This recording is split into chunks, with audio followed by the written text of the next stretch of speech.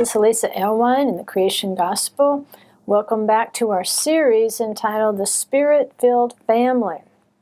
In the series, we will look at the role of husbands, the role of wives, the role of children, and even those spirit-filled singles as we build those relationships within the home, which in turn are going to affect the relationships within our local congregations, which in turn affects our relationships within the greater body of Messiah, and even how we manage to be a light to the world, to the nations. And so, as we've gone through this series, we've been a little tough on the husbands here lately. We've put some pretty lofty requirements on them, but it's actually the Torah itself that's placing these lofty requirements upon husbands in their relationship to their wives and to their children. But what we saw from the instructions in Peter is that husbands seem to need more work in one of the specific spirits of those 7 spirits. And so we know it's not necessarily chokhmah or wisdom, it's not bina or understanding, it's not counsel, it's not even power, gvura. What Peter mentions is to live with your wives according to knowledge, da'at, yadata. And since he's pointing out what the spirit of knowledge is in relation to what is it going to take, what practice is it going to take on the part of a husband in order to build that good relationship with his wife so that their work within the kingdom of heaven prospers, so that their prayers can prosper, so that that big account that we talked about up in heaven that's just waiting to be released when he finds a good wife, so that can be released into their lives to sustain them as they help build the kingdom with their family and with their home. It's the spirit of knowledge that's going to be that key for him. And we know that da'at, or knowledge, it's sacrificial love. It's laying down your life for the other. And that's how you truly come to know somebody. Just like we said, Yeshua used the example, there will be people who come to him and tell him all the wonderful things they've done in his name. And he's going to say, "Depart from me, you workers of Torahlessness. I never knew you." And what does he mean? He doesn't know who they are? Of course he knows who they are. It's not that kind of knowing. It's a relationship of sacrificial love. What have they truly sacrificed for the sake of his word? What have they truly sacrificed for this kingdom? So what he's requiring in terms of acknowledgement at the end of the day is, how sacrificially did you live your life on my behalf? How much did you sacrifice for the word? That's how you know Adonai. When you know the word by sacrificial living, by suffering for the sake of the word, then you know Yeshua, as it would say, in the fellowship of his sufferings. That's the only way that the word can prosper in you, is to allow yourself to be crushed like an olive, to extract the oil, which is going to make the flames flare up. That's how the Spirit can begin to work in your family, is when you live your life sacrificially for your family.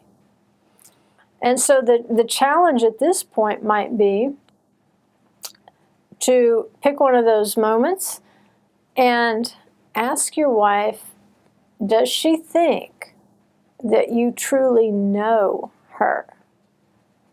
Truly know her? That's kind of a loaded question, because remember all the things that knowing involves. If we use our memory device of the word da'at in Hebrew, the door, the eye, the mark, When you exercise your authority in the home, are you eliciting voluntary cooperation? Do you invite people to cooperate with you? Or do you bang doors down or knock once and leave? Are you like Yeshua in that aspect?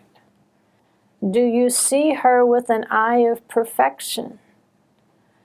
Do you see her innermost being the same way that you reveal your innermost being to her? Do you also seek that in her? Do you know that part of her? Do you know her hopes and dreams?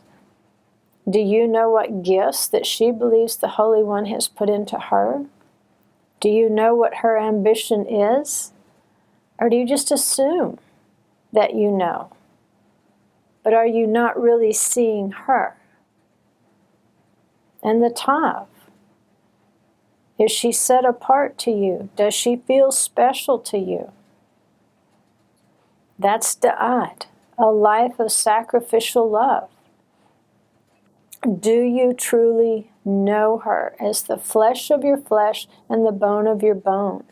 And that goes back to when we spent so much time in the last program talking about how to navigate through an argument constructively. And at the end of the program, we said, truly, she represents the other side of your opinion because you are one person. She might seem to have self-will completely opposed to yours, but the truth is, that's the other side of your will. Because you are one. You become one in the flesh, you should be one in the spirit. And so that's why we said, see those arguments as an opportunity to find out what your opinion is, or at least the other half of it, because obviously you don't know it, or you wouldn't be having an argument about it.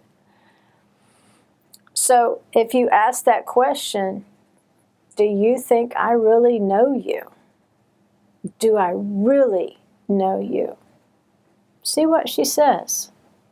You know what? If she says, yes, I think you truly know me, then kol hakavod, you're a wonderful husband. Continue growing in knowledge. Continue that transformation of the spirit. But if you have silence, or the answer is no, then don't just reject the answer out of hand. Consider it. Remember, it's that opportunity. See it as an opportunity to get the other side of your opinion. Because one side of your opinion is saying, I know my wife. But the other side of your opinion is saying, well, maybe not so much. So which one of you is right? Are you going to bend her will to yours? Or are you going to attach it to yours? It may be that we need some soul searching, some nefesh searching. There might be some repentance required. If the answer is no or maybe, then my next question is, did you give her her happy year according to the Torah? Did you commit 365 days of your life, the first days of your life together as a couple? Did you commit those 365 days to cheering her up and making her happy? If you skipped that commandment, you probably didn't rebel against it purposely. You probably just didn't know about it. But if you didn't know about it, remember, we as we looked at the children, when there is a transgression, even if it's a transgression of naivete, even if you didn't know, it's still considered a transgression that needs atonement. It still requires a sacrifice. You may not have known about that happy year when you married, but now you do. Now you know what the Torah says, that when I take a wife, I'm supposed to commit 365 days to learning how to make her happy. Maybe I need to repent because I skipped that commandment out of my own naivete, back up and commit to doing that, because truly that's the definition of repentance. It's not just turning around, it's turning around to start over and to do it. I'm repenting of not doing it. So now I turn around, I go back, and I say, okay, here's day 1 of 365. I'm going to know my wife when this year is over, because I am committing 365 days of my life to learning what makes her happy. And after that year, you should know her. You should know what makes her tick. You know, when you go to Oxford University, regardless of which college, it's called reading for a degree. It sounds a little different than the American nomenclature, because when we go to college in America, it says we're studying for a degree. But at Oxford, you're reading for a degree. And what you will do a lot of times is you will read authors. In other words, you will pick an author. Let's say it's C.S. Lewis. And you will read every work ever written, every paper ever written, every opinion, every quotation ever written by C.S. Lewis. And at the end of reading all that literature by C.S. Lewis, you're inside his head. It doesn't make you C.S. Lewis, but you are inside his head. You have read for a degree because you have read his thoughts after him. All right? Same way we read Scripture. We read Elohim's thoughts after him. It doesn't make us God. But we definitely begin to understand what pleases him, how he thinks, how he does things. And then if we desire, we can begin to imitate those things and incorporate them into our lives. Well, it's the same way with your wife. It's like reading for a degree. You're going, at the end of a year, you're going to have a degree in my wife. You may not have a certificate signed by the dean of the college, and you may not wear a robe. You may not have all the academic awards and so forth, but trust me, that 1-year degree in your wife is going to be worth every day that you spent studying her, getting to know her. Now, we're not talking about just sitting around the house staring at her. The goal, according to the Torah, is to make her happy. When you find out what makes people happy, you are truly inside them. You know what makes them tick. You know how their mind works. You know how their emotions work. You're digging down to a very deep level of that person. And so what you will start to do is, just like reading that author, you can begin to think their thoughts after them. You truly are well schooled in that person. Well, it's the same way with your wife.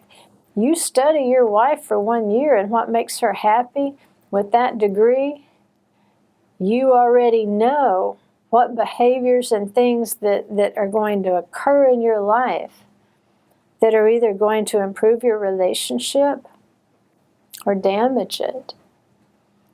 But if she's not sure that you know her, because women are pretty perceptive, if she's not sure, chances are you don't. Chances are you haven't spent that happy year. You don't have a degree in your wife. And see, that's a pretty easy degree. If you think about it, you'd have to go 2 years for an associate's degree. You'd have to go 4 years for a bachelor's. You'd have to go 6 years for a master's, and you'd have to go probably 8 years or more for a doctorate. But all the Torah requires of you is a 1-year degree in your wife. But if you skip that, it's highly likely that you don't really know her in the way that the Father in heaven intended for you to know her. Because when you know her, it's much easier to unite the house. When things come in that would cause division, disagreement, unhappiness, when those things assault you, as they do every household, how you react to it is very likely to be different than someone who has no degree in his wife, who does not know his wife according to the commandments. Just like Peter said, live with her according to da'at, according to sacrificial love. Do you know how counterintuitive it is to spend a year waking up every morning with my focus on the other person in the room? That is so non-nefesh. That is so anti-soul. What is natural to the soul. But you see, it's a matter of the spirit. Because, as Paul says, the Torah is spiritual. The commandment is spiritual. In order for you to engage this commandment, you're going to want to grow that out of a spiritual realm. So it will feel awkward. Your nefesh is going to be saying, what about me? What about makes me happy? When does she spend a year making me happy? Does that not sound like your kids arguing? Well, that's what the nefesh is. It's an immature kid without the ruach. And so we want the ruach in there to bring you to maturity in your relationship with your wife. That's what committing that happy year can do for you. But you won't really know until you ask. Until you ask that question. Can we sit down for a second? Just you and me. Quiet place. Maybe take her out to eat. Maybe take her out to a nice dinner. Maybe take her out for a walk on Shabbat afternoon. Find that quiet time. And get prepared to have your feelings hurt. If you see a hesitation, it's going to hurt. That's okay if it does. But you know what? She might surprise you. She might say, yeah, sure, you know me. I know you. That happy year, though, it's something that maybe you didn't do it formally, but maybe you practiced it anyway. Maybe you did it anyway. Maybe you spent those days, maybe you've invested those days learning how to make your wife happy, and you already do those things because you've trained yourself. You didn't realize you were fulfilling the commandment, but you did it anyway. So maybe you do know her, and maybe you're going to be pleasantly surprised. But if not, back up. It's just as simple as going back and obeying the Torah. That happy year is going to help young men with control and with pride issues from the outset. And that's normal. We all are born with pride issues and control issues. We want to control others and bend them to our will. We're all born with pride. Well, if that's not bridled, it can end up not just destroying a marriage, it can simply freeze it like some sort of ice kingdom. Neither one of those are going to be fruitful in the kingdom. And so to help this young man from the outset, from the beginning, to train himself basically, because if he takes on this obligation, yes, the Spirit is teaching him, but he's also teaching himself. He's taking on a great obligation in terms of the commandments and in terms of the mitzvot. And if he commits to the happiness of her day from the beginning, it's going to tame that beast of the nefesh. It's going to discipline it with the power of the Spirit. Because here's the thing, the commandment is not conditional upon her returning that same action. The commandment doesn't say that young man shall stay at home for 1 year and cheer up his wife if she does first, or if she does too. It doesn't say that. It simply says he will stay at home for 1 year and make his wife happy, to cheer her up. Find out, what does it take to make you happy? So regardless of what her day is going like in terms of her treatment toward him, regardless of whether she's met his expectations, regardless of what will make him happy or whether she's going to do it back. Those things, they're not a consideration. What's really going to hurt him is that he has to do it anyway. That's what wounds the nefesh. That's what makes the nefesh feel as though it's dying. But it's not really dying. Even though it's dying in order to live.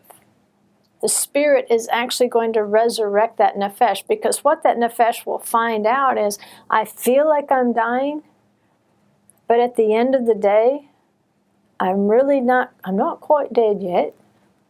I'm not dead. And you know what? I think I'm actually living on a higher plane. There's been a type of a resurrection, because the worst that I feared, I lived through it. And I'm okay. Had Esau not forfeited his birthright, because he said, if I don't get some of the red stuff, I'm going to die. If I don't get my way right now, I'm going to die. He's not going to die. There's food everywhere. He's in a camp. He just wanted that stuff right now. He wasn't willing to wait. Well, can you imagine the patience this takes if you commit every day for a year to making the other person happy, regardless of reciprocation? Regardless of what they're doing, regardless of whether they're behaving the way you want them to. You say it's a great opportunity for young men to get used to the ups and the downs that women have to live with hormonally. We're made differently physically, and obviously that's the other part of them. That's the other part of their body, and they're going to have to get used to those rhythms of the hormones as though they were their own. Because now we're one. And I need to understand why you're unhappy. You know what? How can I make you happier? Even though you're unhappy, can I make you less unhappy today? That's my commitment. What can I do? Can I stop on my way home from work and pick flowers for you? You know? Can I bring you a treat? You know? Can I play you a song on my guitar? What can I do that's going to bring that little smile to your face? Regardless of whether you've just snapped my head off. That's the challenge. That's the real battle. Because if she's just bitten your head off and you come back with, is there anything I can do to make you happier? Which that's just going to irritate her. But finding that out, that's truly a commitment, and that's truly disciplining what we would call the Yetzer Hara, the evil inclination.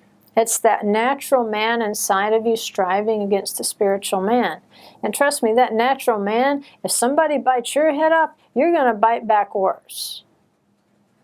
But in the spirit realm, if somebody bites your head off, if you give that soft answer, it can turn away the wrath, and you've just learned a skill that I don't necessarily have to meet violence with violence. In terms of my marriage relationship, that's going to be counterproductive. But sometimes the strongest thing you can do is not to retaliate. And an even stronger thing to do is not just retaliate, but to give back something from the realm of love, from the realm of reinforcement. And what does it say? You know, that can heap coals of fire on an enemy's head. Well, if it'll do that to your enemy, how much more if your spouse is having a bad day and smarts off to you or is caustic, if you come back with a soft answer or say, could I get you a cup of tea? You know, how about a little Debbie? Whatever it might be, just to deflect that anger and give them a chance to decompress. So what you're doing is you're taking one for the team. That's what you're doing. You're learning to live sacrificially, because to snap back is not sacrificial, it's natural. And that might be a good saying to tell yourself every day. And we're aiming this at husbands, but it can apply just equally to wives. Because remember, things are reciprocal, but the husband is not to wait, according to the commandment, until it's reciprocal. He is to initiate that which makes happy. But we need to get in the habit, of telling ourselves that snapping back is natural, but giving a soft answer is sacrificial. And we are called to live sacrificial lives as disciples of Yeshua, not natural lives. We are told to discipline that natural man and that natural instinct. But doing this for 1 year with his wife, if you'll think about it, if a young man acquires this, if he reads for this degree, if he earns this 1 year degree in my wife, and you know what? I think he needs to be prouder of that 1 year degree in his wife than any doctorate, any earned doctorate, any honorary doctorate, any accolade that he could earn in this world.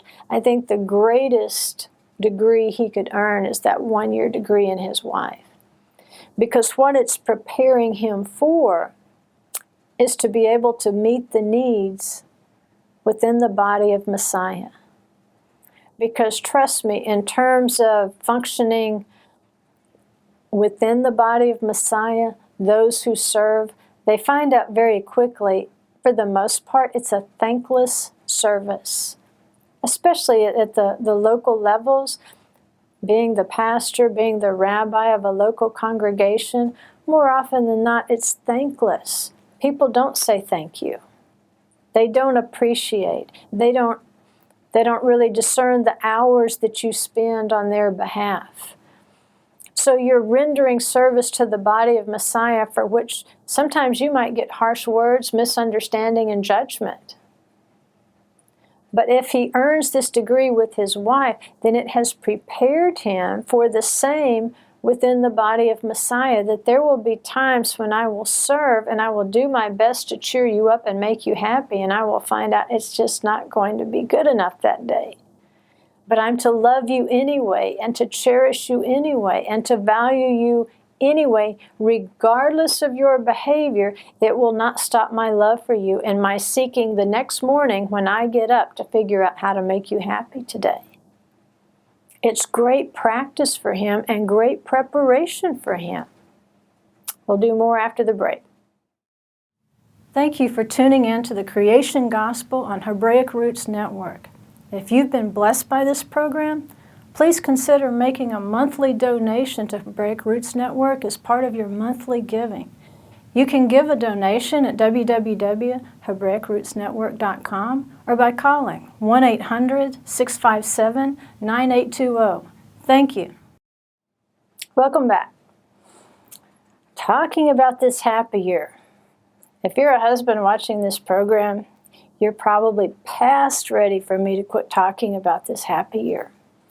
But it's important, because as we go back and we peel back and we go back to Exodus 21:10, and then we move forward to Deuteronomy, and we see the commandment concerning the happy year for a wife, what we realize that anything that is done for the wife is done for the self.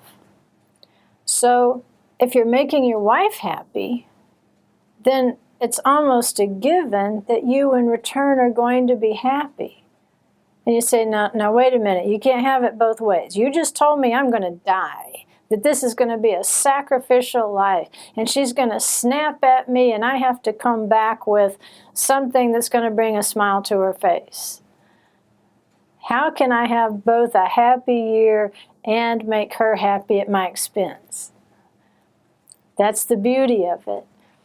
You're not dealing with a beast. You're dealing with the other side of yourself. And her desire is toward you. So what you're going to receive back sometimes is, not exactly what you would have expected. But on the other hand, because she's a human and because her desire is toward you, you will reap the benefits of giving her that happy year. And ultimately, it's an investment that says you're going to be happier, not just this year, because trust me, let's say you spend a year not worried about whether she's happy, right? Compare the results of that against, okay, I'm going to spend a year of making her happy. Which year, when you stand back and compare them, which year do you think you'll be happier? Well, ultimately, there's that old saying, if mama ain't happy, ain't nobody happy. Well, trust me, if your wife ain't happy, you're not really going to be happy. It's going to be temporal. It's just like winning an argument. If you just bully people into knuckling under in an argument, you'll be happy for a short time, but it won't last long. Because it's strictly occurring at the level of the nefesh, at the level of the beast, at ground level. But if you navigate through an argument, no matter how ugly it is, but you manage to come to an agreement where everybody is voluntarily cooperating and feels part of the resolution, the long-term satisfaction and the long-term happiness at solving that disagreement, it lasts much longer. Because truly, that's going to originate out of a spiritual realm. That's truly the spirit of the Torah, not forcing people and enforcing your will upon people. And so, in that happy year, you're investing something of yourself that's going to pay dividends for the rest of your married life. It's the biggest investment you can make. And you will reap the rewards, and so will your children, by the way. It's in that happy year, and this is more for the newlywed couples. Now we want to be really, really careful how we talk about some of these issues, because Scripture itself is very modest. Even though it can be very graphic in some ways, it's also very modest as it concerns the relationship between a husband and wife, especially the physical relationship between a husband and wife. So we also want to be modest in how we think about it and how we talk about it. But it is Scripture. And there's a point to this happy year on more than one level. It's more than just trying to fit personalities together. Remember, there were the three irreducible obligations of a husband toward his wife: the food, the clothing, and the conjugal rights. So the third component of a happy life with your wife is going to be that physical time with her. Now we know that in that context, it's translated specifically as conjugal rights, but it also refers to a period of time. So it's spending time with her, but in this time there's the expectation that cohabitation will occur. And it is so important that it is a third of those factors within a marriage in terms of importance and how important it is that this particular thing not be withheld from the other. And so that happy year is a special time for husbands and wives, with the expectation that, especially for young newlyweds, that there would be no experience in this area. So it's going to be something new for both of them. You know, in a perfect world, in a holy world, in a world of purity, where parents have brought their children up in purity, they've guarded their eyes, they've guarded their ears, and they're entering into this marriage in purity. There's no experience, there's no background experience to bring into that relationship. So in one way, it's a very beautiful thing because there's that innocence and that naivete that we talked about, but it's the good kind. But on the other hand, again, the lack of experience can sometimes be a problem. And so in terms of physiology, the Torah acknowledges that it's very important for the husband to be sensitive to the needs of his wife and what will make her happy.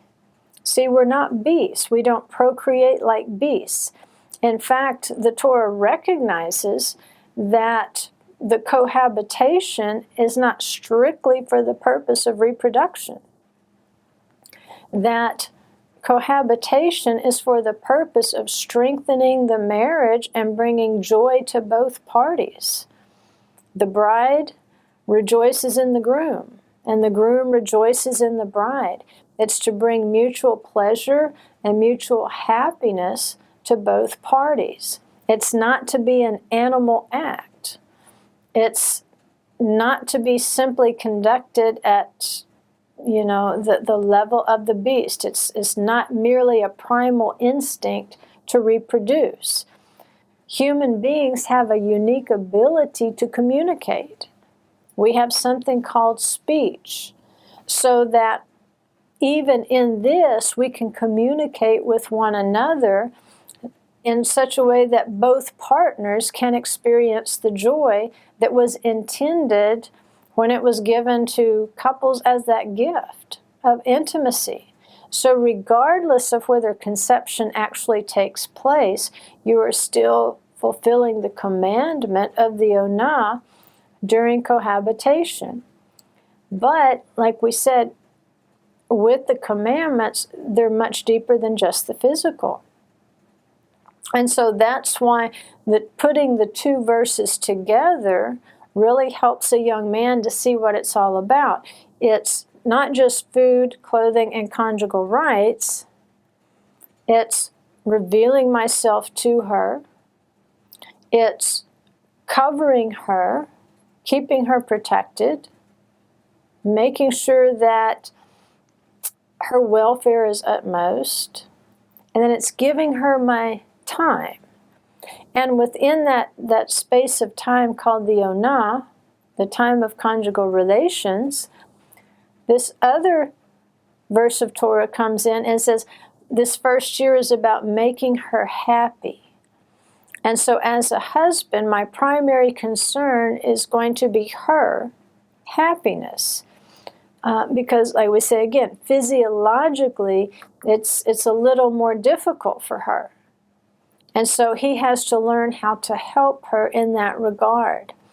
And when he understands it's his obligation, that he cannot reduce that, and that's what makes it holy. That's what actually makes it that kiddushin that we've been talking about, that da'at, that tav being set apart for him.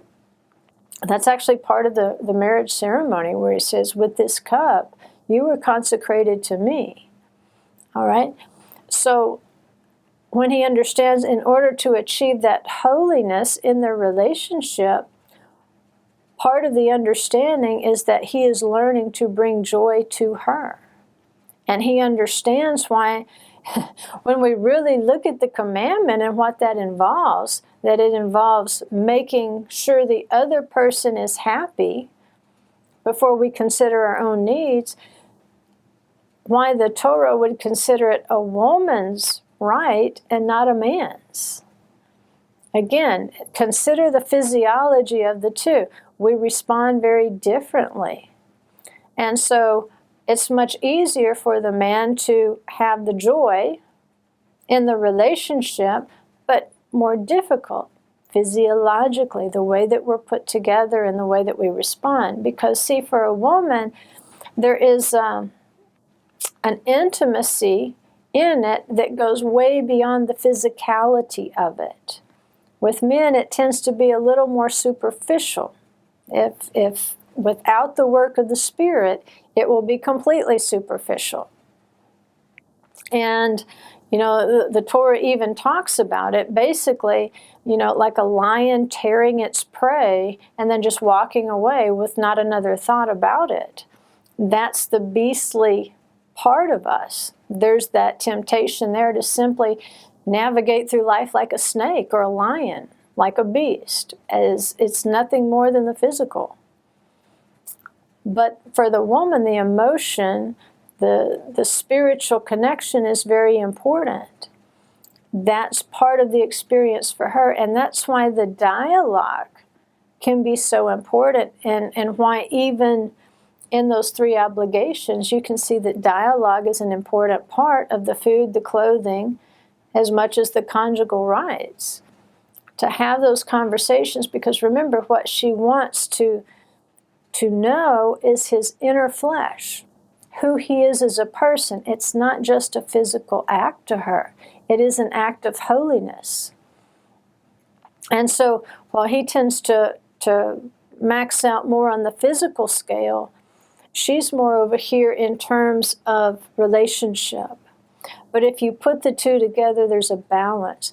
And so asking the husband to accede, to accept that for her it's beyond physical, it's deeper than physical. And so there may be times when it's just, a physical thing, if that's what both parties want. But if that's the habit, then most likely she's not happy. And so she's going to have to learn to verbalize what it takes to make her happy in that relationship. And most likely, the foundation of it is going to be speech. It's going to be dialogue. And that's why we talk about wooing, and courtship, that there's so many things that happen beforehand that create the conditions that might culminate in cohabitation. It's, even in the animal world, you'll see that dance of courtship, that there are a lot of things that lead up to it. And so for human beings, at least for a wife, often what will lead up to it, what will create the favorable condition for it to truly be holy to her and to feel as though, yes, he knows me. It says Adam knew his wife. That suggests an intimacy beyond just the physical, that he knew her as a person. And so getting to know the other person kind of precedes the culmination in the physical act. That's why the Torah considers the onah a woman's right and not the man's. Because if he actually fulfills the Torah according to the spirit of the Torah, it's much more difficult. The physical act is easy, but it's not going to bring joy. It's like every other appetite of the nefesh. Only for a brief time will it be satisfied, and then it craves again. Just like if it's hungry, you can eat. 4 hours later, you're ready to eat another meal. If you're thirsty, you drink a bottle of water. An hour or two later, you're thirsty again. Well, if you're merely conducting that part of your life at the level of your appetite, the nefesh, the beast, then very quickly you're going to have that urge again, but you're never going to be satisfied with the experience because something will be missing. And that something is the holiness that can enter in between a man and a woman, because they're made in the image of Elohim. They are also spirit beings. So just the physical level is never going to satisfy. It's not enough for a spiritual being. It goes back to creating that relationship, and it's a little more difficult for the man, for the husband, to go into that relationship and remember that it's much deeper than the physical act. I am here to reveal myself to my wife, and it may require a lot of time before eventually the physical act occurs. It may mean that I need to talk to her. It might mean the flowers. It might mean fixing her a special meal. It might mean the candles. It might mean helping her out with the dishes so that she's not tired, so that she doesn't feel like just the workhorse around the house. Because those sorts of things are going to factor in to her happiness, right? It's not just how she ends the day. It's much deeper than that. She wants to know the person and have that relationship with the person. It's not casual. So it's so much tougher for him to fulfill the spirit of the Torah, not just the word of the Torah.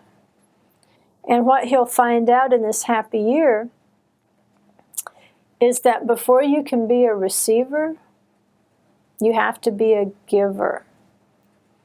It says it's more blessed to give than to receive. But there again is the irony for the young man and what he will find out in that happy year. And remember, that lesson of the happy year, that will remain with him and give him rewards and returns and dividends for the rest of his married life. What he will find is that when I give, I receive. And so if I learn to put others' needs ahead of my own, I will eventually get what I need. And so it is profitable to engage that happy year. Now, this is, again, the way the Torah is describing this for a marriage, it's really different from most of the cultures we're familiar with. In fact, in most cultures, the act of marriage is accepted as one that's pretty one-sided in terms of fulfillment. In fact, there's a lot of mutilation that will go on in some cultures to ensure that women aren't given that joy and that pleasure. It's barbaric, especially when you put it against the standard of the Torah that is commanding that she be given joy in her marriage, that commands the husband to make sure that happens for her. But in the more beastly religions and cultures, what you see is that the woman is devalued and her happiness, her pleasure, is not considered important. And what does that say? Well, it tells you it's of a different spirit. Because where the Holy Spirit is involved, the couple is one and they are mutually given pleasure, joy, happiness, fulfillment, in such a way that they would look forward to it, not with dread. You know, it's, again, Israel is set apart from the nations in how the women are valued. You know, and even today, within the state of Israel itself, the land of Israel, there are battles going on because there are ultra-conservative segments of the population that are simply trying to erase women from public view. They're trying to silence the voices of women when the Torah values the voice of a woman. This battle, it's very primal, it's very ancient, and I think it goes back to the garden. Because what the beast realized ultimately, as he deceives this woman, he's going to silence her voice. Her voice is going to carry less credibility. And you know what? The beast is winning. In a lot of places today, the beast is winning. And so, in terms of the marriage, what we want to make sure is that we are raising our voices, not in terms of screaming at one another, but that we are lifting our voices to one another, the husband, so that he is revealing his inner flesh to her, his inner self, and she revealing what it is that makes her happy in the relationship. They're really doing the same thing. But once I know what makes you happy, and you know what makes me happy, then together, obviously, we're going to walk away from this experience. We're both going to have a smile on our faces. And we understand the spiritual Torah, which is to make whole, to bring peace between two things, to make sure as we engage down this long road of marriage before us, that we're laying every foundation, you know, within the boundary of the Torah. Within the boundary of the Torah, there are so many good things we can experience. Outside, we tend to focus more on what's outside the boundary of the Torah. We can't do this, we can't do that, we can't do this. But within the boundary of the Torah, within a boundary of marriage, look how much joy and happiness is available to us. There's no limit. You know, just in those three areas of the food, the clothing, and the conjugal rights. When we look at the spiritual aspects of those words, think of the depths and the heights of joy that we can bring to one another as a married couple. Those things are permitted, and not just permitted, encouraged and commanded. We are commanded to bring joy to one another. But what the young man will find as he practices this intimacy, if he practices intimacy according to the Torah, what he realizes is that unless he is more aware of other needs than his own, it's impossible to bring in that unity and that wholeness to the intimacy. And if he can carry that over into the body of Messiah and say, let me discern your needs before I impose my own upon you, then what he is going to bring within the body of Messiah is joy, happiness, and fulfillment. The lessons we learn here in the home, we're going to carry over into our congregations and our fellowships, our workplaces, with our extended family. But in order to do that, he'll have to learn how to talk to his wife, and that's what's going to distinguish him from a beast. If he never learns how to talk to her, then he will never learn how to make her happy. And for men, they tend to be less verbal. They tend to want less talking and more action. And so the Torah is asking him to reverse this natural tendency and say, in this context, and giving your wife her anah, I want you to talk more. I want you to, I want you to have this dialogue, because the only way you're going to know how to proceed is to talk and listen. That give and take. But this is what's going to distinguish your cohabitation with your mate from a beast. Because a beast doesn't care.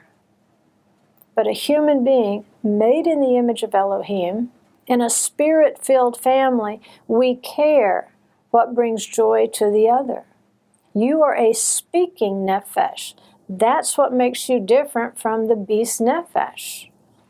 The beast does have a nefesh. It has a soul, and it was formed in the lower parts of the earth just like ours.